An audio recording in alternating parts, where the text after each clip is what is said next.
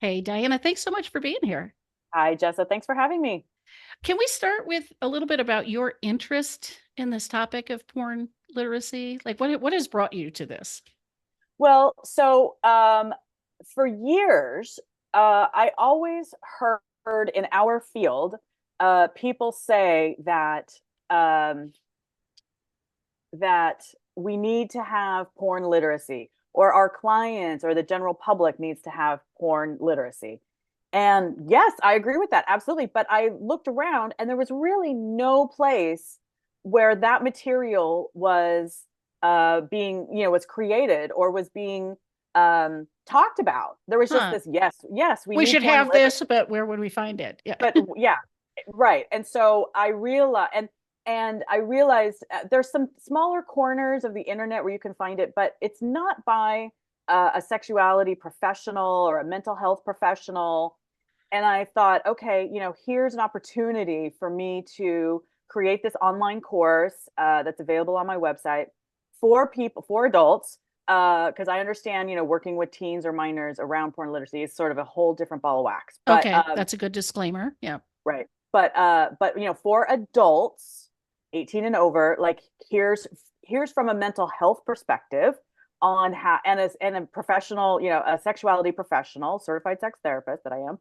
Here's an opportunity to get that information. So I actually started with creating a workshop, a training for therapists on porn literacy, Hmm. uh, as well as working with individuals and couples where either one partner has that so-called porn problem, and in that it grew over time. I gave it in many different places, and in the end, it ended up being about 3 hours Yeah. of a training. And the first half of that was this porn literacy, and I repeatedly got not just great feedback, but I repeated on the material, but I got feedback like everybody needs to know this, Right. Right. not just the therapist or the sex therapist. So that of course planted the seed. How can I do that?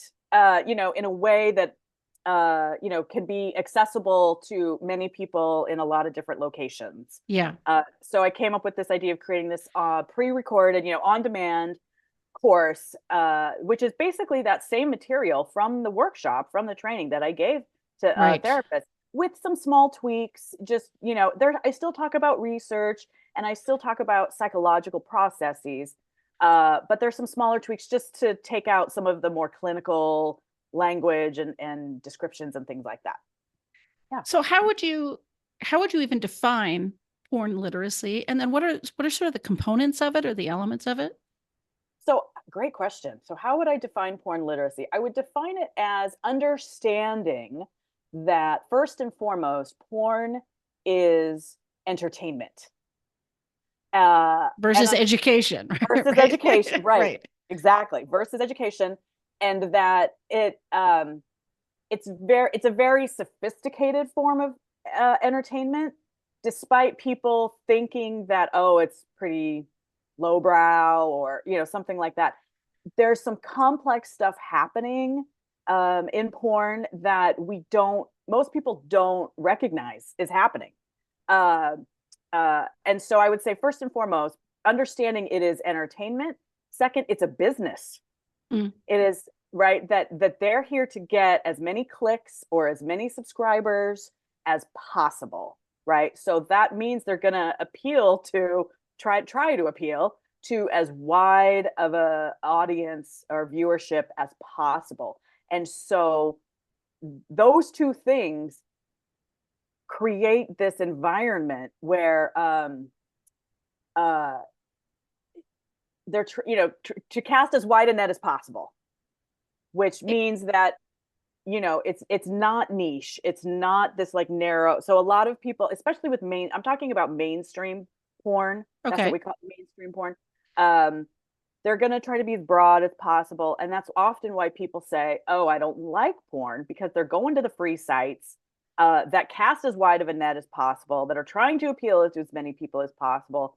And and if that's just not your jam, that's probably because it's appealing to other people, other processes, Yeah, like it's psychological processes. like it's too broad, right? To Yes. interest me specifically or something. Yes. Okay. Yes. Yes.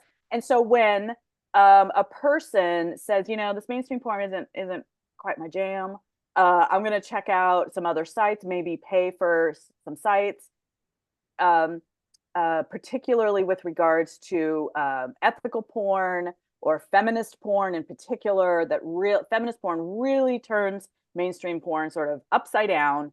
There's no male gaze. There's all sorts of bodies represented. There's all sorts of um, sexual encounters, sexual behaviors, uh, energies, appetites, etc. Right? It really opens people up, opens their minds to say, "Oh, this is They become more discerning Mm-hmm. as consumers. And they learn to say, I like this and I don't like that. And to me, that because porn at its core is entertainment, that to me seems no different than saying with regards to like Hollywood films, I like rom-coms, I don't like sci-fi. Right? It just Right. comes down to personal preference or personal taste. We don't have to get moralistic about porn, just like we don't have to get moralistic about the fact that I like rom-coms, but I don't like sci-fi. Yeah, and it also sounds like just like movies have these warnings, contains explicit scenes or language or gun violence or Right. whatever, right? Like that's Right. part of the literacy of it. How do you Yes. understand what you're getting into and What you're getting into. choosing what you Right. want? Yes. Yes. Okay. Right. Okay. So it sounds a little bit like understanding how to not be manipulated by the porn industry in a way, right? Good Because point. it is Yes. a business, it is entertainment, like how to be discerning in that combined with how do you find sort of what you What you respond to like. and what you What you like. like. Uh-huh. Right. And what you don't like. It's okay to say you don't like it. Right. That's right. You don't have to like it. You don't have to not like it. Right. Okay. So what's ambiguous about There's a porn? there's there's a lot that's ambiguous about mainstream porn. The first thing that comes to my mind is the general viewer, your everyday viewer, doesn't know who the individual actors are in real life. We don't know their real age, right? Because the website can say they're this age or that age. We don't know their real name. We don't know their real sexual orientation. We know nothing about who they are as people. And again, compared to, say, a Hollywood film, if I'm watching a movie with, say, Brad Pitt, um, you know, I I not only know his name, but maybe for better or for worse, I know some things about his personal life. Right. Right. Right. And so I know that he's acting. I know, just like when we go to the theater and we know these are actors, you know, putting on costumes, um, in a world of pretend, and that we're part of that process, that world of pretend, right? But in the world of mainstream porn, for the most part, general viewers don't know these things. So there's all these questions that can come up for a person. And who are these people? Another thing that's ambiguous is, how did they get involved? How do the actors, performers get involved? Right? Yeah. Is this free agency? Are these people who are doing this of their own accord? Is this free agency that I'm watching? Is this exploitation that I'm watching? Is this trafficking that I'm watching? Right? We Because all, know all of those are possible, right? all of Like it those are could possible. be any of it. It could be somebody doing this of their own accord under dire circumstances, like they don't have a choice, or they're doing it of their own accord because it's an empowered choice, right? From that to Exactly. trafficking, like the whole continuum. Right, exactly, the whole spectrum. We know, again, when we know when we're watching Brad Pitt, we know he's getting paid. Yeah. Right. He's not trafficked into this He's movie. Yeah. exactly. And so, in the absence of that information, uh, viewers of porn bring their own anxieties, bring their own morality, bring their own sexual shame. It's a projection, right? Mm. So again, another thought I had, back to your question about why define porn literacy. I think it's understanding that porn is a reflection of society, that it's not here necessarily to move the needle forward, right? It's Right. sort of I hate to call it like lowest common denominator, like porn is not here to be revolutionary, Right.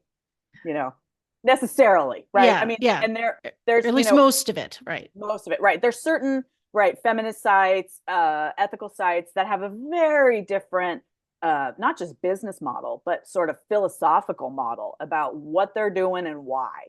But the mainstream porn, those free sites, you know, that's not what they're here to do. They're businesses. Yeah. Right. But even on the mainstream sites, does that whole continuum exist? Some of them are actors getting paid who are choosing this because it's an empowered choice. I mean, because I think people might have the idea that the general mainstream porn you find is all people working under duress, trafficked, somehow exploited. Right. I think I recently I go check out the sites on occasion just to refamiliarize myself with what's out there, and I think there's quite a few on those. Oh gosh, what are they called? Where you upload this? I forget what they're called. I'm blanking right now, but like Pornhub and YouPorn. There's Yeah. a lot of clips from OnlyFans.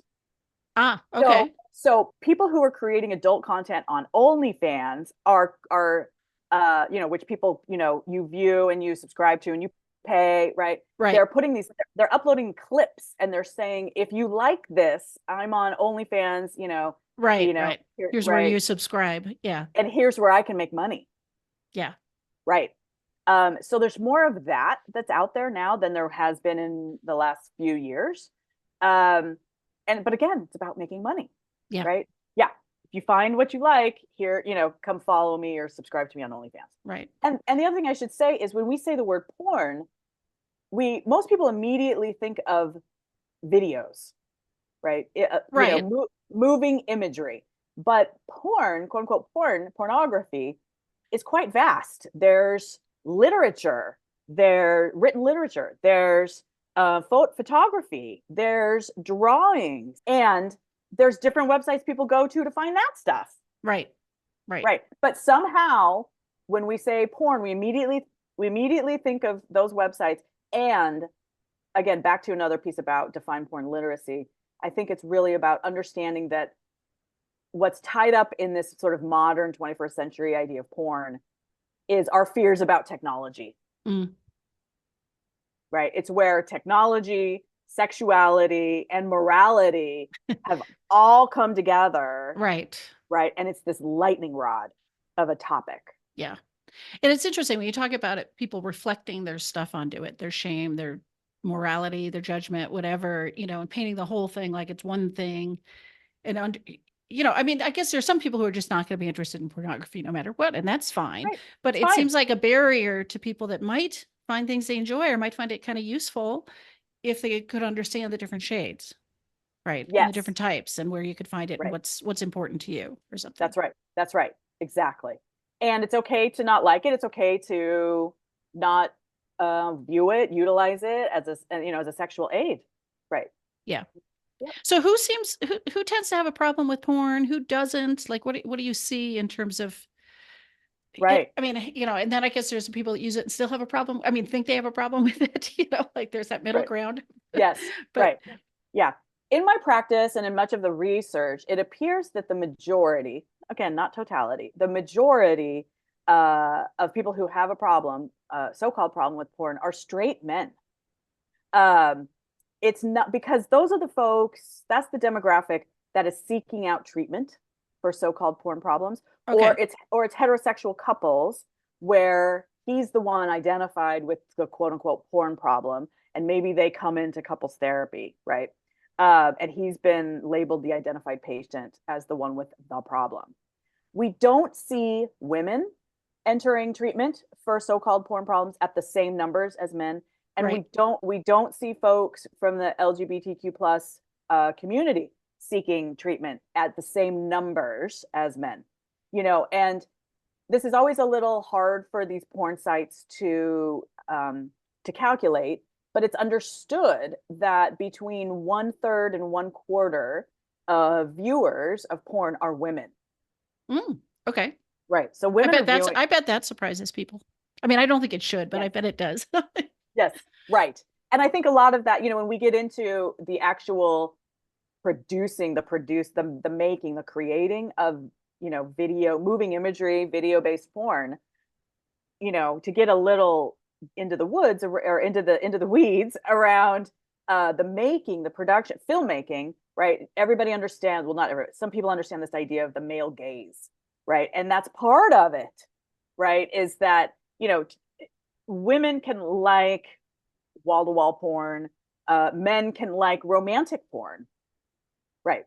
But a lot of it is, it's these very sort of brief clips of sexual activity.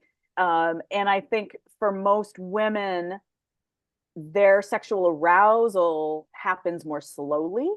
And so when the imagery is just a sexual bodies behaving sexually, right, it doesn't allow for the woman to have that on ramp of, into arousal. I think that's part of it. I think if these, if some of these movies or videos approached it in a sort of slower way, we assume slow equals romantic. It's not necessarily Right. the case. Right. But that to allow for women, as I like to say, women have a longer on ramp to arousal, generally speaking, and certainly at a certain age and beyond, midlife and beyond, because of hormonal changes. That's general. Women report that to be generally true. Right. Right. So sort of understanding, again, my own body, my own sexual arousal, what role can porn play in assisting or aiding in that arousal and getting on that on ramp? Yeah. Yeah. So talk to me a little bit about, I mean, you said in the beginning something that made me think we don't necessarily understand that this is a movie, that these are people are acting, and that fundamentally they're manipulating some things, right? We're watching some things that aren't real. So talk to me a little Yes. bit about the kinds of things that get manipulated, that get exaggerated, that somehow get produced, that might give people the idea like, oh, this is supposed to be how it is in real life, or, something like that. Right. So the first thing I think about is like filmmaking and editing tricks. That's everything from the camera angle to certain editing, to using certain props, to using substances to, say, maintain an erection for a long period of time, for example. Everybody,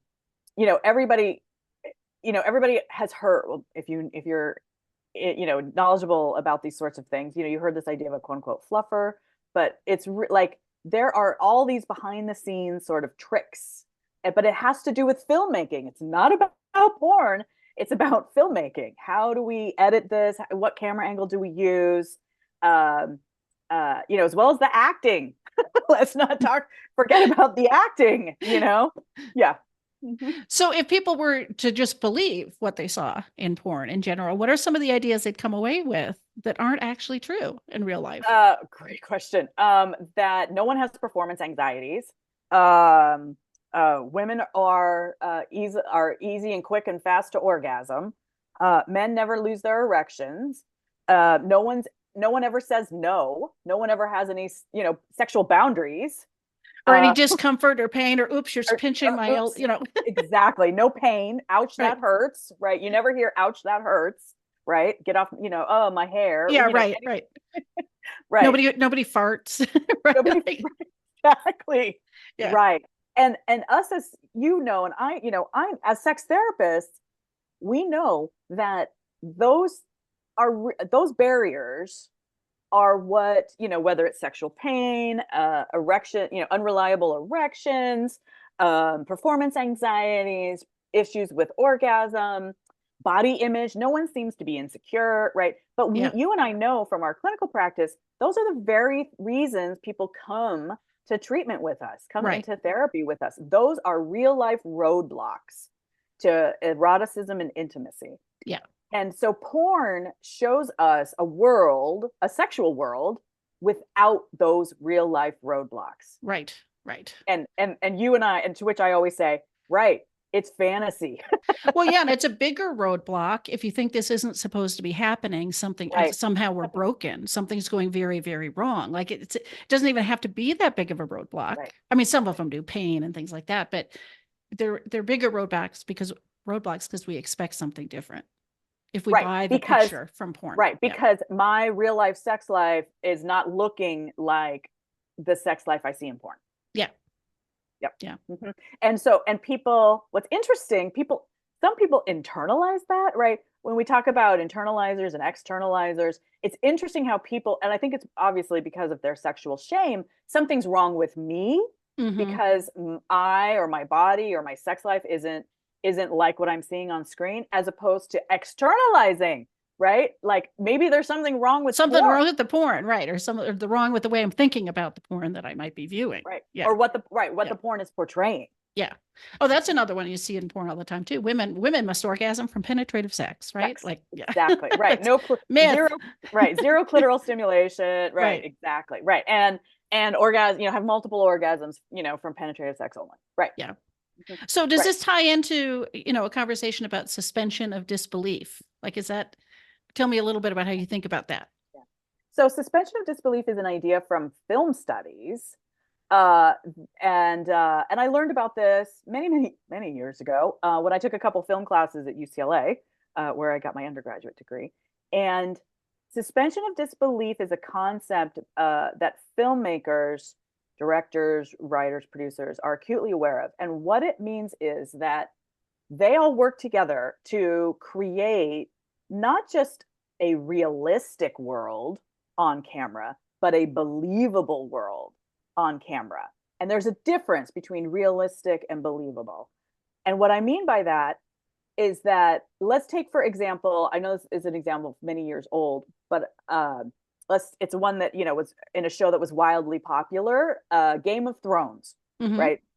The first time a flying dragon appeared on the screen, the viewers had to make a decision. And that is, oh, do I believe that this world that I'm watching on camera, on screen, has flying dragons in it or not? Or do I say, oh, that's not believable? Those don't exist. No, I say, oh, okay, like based Yeah. on everything else that I've seen up to that point about this world, right? Game of Thrones was not realistic, but it was believable, Yeah. Yeah. Yeah. believable enough, right? So suspension of disbelief has to do with encouraging the viewers of whatever to utilize their imaginations, Mm. right? It's a very deliberate process. I think of suspension of disbelief as sort of a going with the story or joining in with the scenario, right? That, okay, I know flying dragons don't really exist in real life, but if I were to go with that thought, I would maybe stop watching Game of Thrones. I would turn it off at some point. I'd be like, this is ridiculous, right? I wouldn't enjoy the Yeah. experience, Right. right? Right. It's a going with or a joining in with what they are portraying on screen, right? We let go of our disbelief that flying dragons don't exist, right? So, in regards to pornography, is this good or is this bad or both? I think it's an important piece back to the definition of porn literacy. We have to understand that we are suspending our disbelief when we watch porn. That right, like, women can orgasm, from penetrative sex only, all right, and maybe even multiple times, right? That's not factually true, but it must be believable on screen, right? That the filmmakers, the producers have created a believable enough environment, situation, imagery to make that possible for the viewer. I So the think only problem is if we don't understand we're doing that and we just think it's realistic versus right, believable. Okay. right. And Yeah. when people, I think there's a really good a great example of this with porn is when people say, I mean, who's really doing this anymore? But you heard this many years ago. Oh, the acting is so bad in porn, right?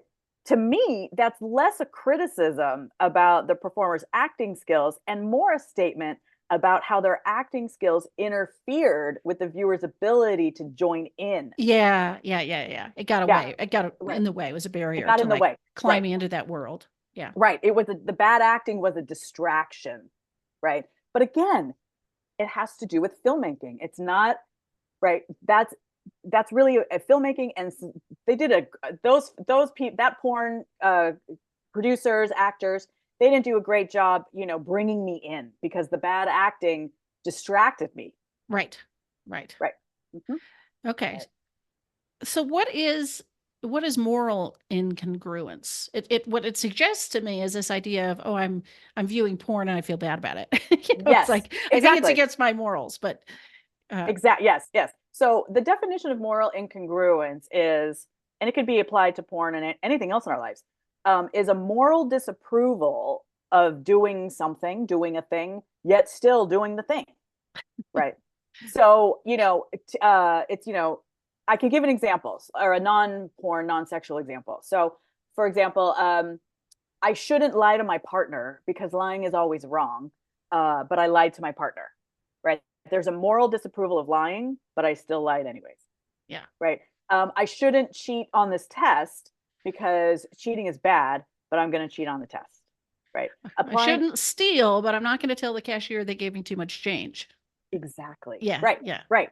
And giving an example about porn, I shouldn't watch a specific genre of porn like facials because it's bad. But I watch facial porn. Right. I shouldn't watch porn at all because it's bad, but I still watch porn. Right. So I say it's like cognitive dissonance, but it has this added layer of behavior where there's this moral idea about something, and yet your own behavior, your own choices, right, are not in alignment with that moral stance. And I think that that's a major factor for people's relationship with porn. They have some amount of moral incongruence around it, and not just with porn, I should say. Maybe sexuality in general, they have some moral incongruence, right? Mm-hmm. So how do people deal with it? I mean, first of all, I'm imagining that's a lot of the people that are reaching out for help around porn problems, yes. right? Yes. Is I feel bad about what I'm doing. Right. And you see that in those heterosexual couples who come in, and he says, I promised her I would never watch porn again, but I watched porn again and then she caught me, and I hid it. Right. Like right. Like, why did you make that promise? Right. Why did you make the decision to watch porn again? So how do people navigate that? Which thing should shift? Their moral ideas about this thing, or their behavior, or Right. do they just live with that conflict indefinitely? Like how do you sort of see the path or the resolution around that? I think a lot of people live with that conflict until they quote unquote get caught. And then it creates a relationship problem. And people, those couples talk about betrayal, lack of trust. It's really about, I made a promise, right? When I made that promise, did I really believe at the time that I was gonna hold myself to that promise? I was gonna keep that promise no matter what. Mm-hmm. And if so, as a therapist, I would say, okay. And when those urges to watch porn came up, what did you do instead? Did you create a plan, right, for when the urges came up? People often make those promises without any kind of follow-up self-reflection, Yeah.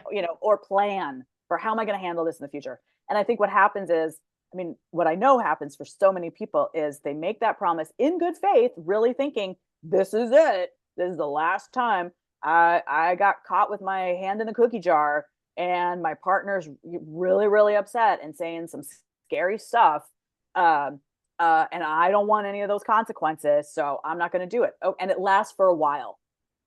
And then something about that person's individual psychology, their poor coping skills, maybe some mental health issues. Porn is a convenient way to check out. Yeah. And then you add the sexual arousal piece to it. The good feelings, right? You add maybe an orgasm or ejaculation to it. When you're masturbating to porn, right? It's a convenient distraction. Yeah, well, and the erotic draw to the material, right? Like there's something really appealing about whatever it is somebody's watching. And if a person is depressed or has dysthymia, has this sort of low grade blahs, they're sort of checked out of their life, that erotic experience can be the one sort of positive experience, emotional experience, physical experience they have in a day or a week. So, but that's not porn's fault, right? There were many, many, many decisions along the way that led to that. And yet, we also have said viewing porn is not bad. It's an aid. It's exciting. Like it's not just a way to check out or deal with your anxieties or self, right? Like it's not like that's its only purpose. So That's right. Right. Or, dealing with your anger, your resentment, right? Your feelings of frustration or powerlessness, right? Your difficulty communicating. Right. So it could be an empowered choice, or, this is what I want to do and enjoy, and nothing wrong with that. But then you shouldn't make that promise, I suppose, to your partner. Right. Exactly. Right. But what about the moral incongruence? It's not about a promise to a partner that hasn't been kept. It's like, wow, I feel really bad about the kind of thing that turns me on. I mean, this comes up in my practice all the time, right? Like it's almost ego dystonic, like I'm this person, but in sex, I'm really drawn to this. Like how Right. We call that, is that what you call the erotic conflict? Yes, exactly. Yes, that's the erotic conflict, where I define the erotic conflict as I like X, whatever X is, but I shouldn't like X. Right. So I say that there's sort of two parts to an erotic conflict. There's the first part, I like X. That's the erotic interest. That's what turns you on. That's a fact. Yeah. Right? We don't have to be moral about that. Have moral stuff around that. I like X, but I shouldn't like X. That's the second part of the equation. That's where the morality or the shame or the culture piece is influencing what is factually true. Yep. So I really like Michael Bader's book about this, arousal, the secret logic of sexual fantasies, because I love his theory that what turns us on serves some sort of purpose. It alleviates some shame or guilt. And like nothing is off limits in our mind. There's nothing about what turns us on that we should have any shame about. So I'm always trying to get people to understand that it is okay. I mean, there are some things it's not okay to do if they're illegal. Right. In real life. Right. In real life. Yeah. But anything is okay to find erotic. That's right. Is that the kind of approach you take with clients as well? Yes. We can't. What do we know? We know from basically sexual orientation change efforts. We know that we cannot change those things about a person, right? Many people have been harmed along the way. Yeah. And so the erotic interest is the fact, right? Is a fact. It's there. It's a fact. What we can do, though, is, like you said, what do we do in real life? What do we do behaviorally about that erotic interest? And that's the point of intervention. Yeah. Or can be. Yeah. Right. So nothing's wrong with you no matter what turns you on, right? There's nothing. That's right. Yeah. Okay. Yeah. Right. So where do people find you? And you've got this course available to support people in this literacy. So please talk about where people can find all this. Great. Yeah. So you can find that course online on my website, Diane Gleim, GLEIM.com. It's under, I think it's there's a link on the homepage, but if you click on online courses, you can find it there. I also write a blog for Psychology Today, and I just checked it the other day. My most viewed blog of all the blogs I've written over the last several years is called "To the Wife Upset About Her Husband's Porn Viewing, an Open Letter from His Sex Therapist." I love that. And I wrote that for sort of, again, in those couples where he's been identified as the one with the porn problem, right? And she's got all sorts of thoughts and feelings about what's happening. This is my way to reach out to the person in that position in the relationship. And it's very interesting. I've gotten a lot of international contact from that. Just recently, someone in Hong Kong found that blog and contacted me, and we had a consultation session to talk about what was going on. Obviously, I cannot practice in Hong Kong, but like helping that person, direct them into resources, try to find resources in Hong Kong. I've gotten contacts from Canada and the UK from that, and Australia. So all English speaking except for Hong Kong. But about that blog, there's something about that blog that really resonates Yeah. with people. Yeah. Yeah. Because I'm not pathologizing what's happening. I'm not saying there's an addiction issue.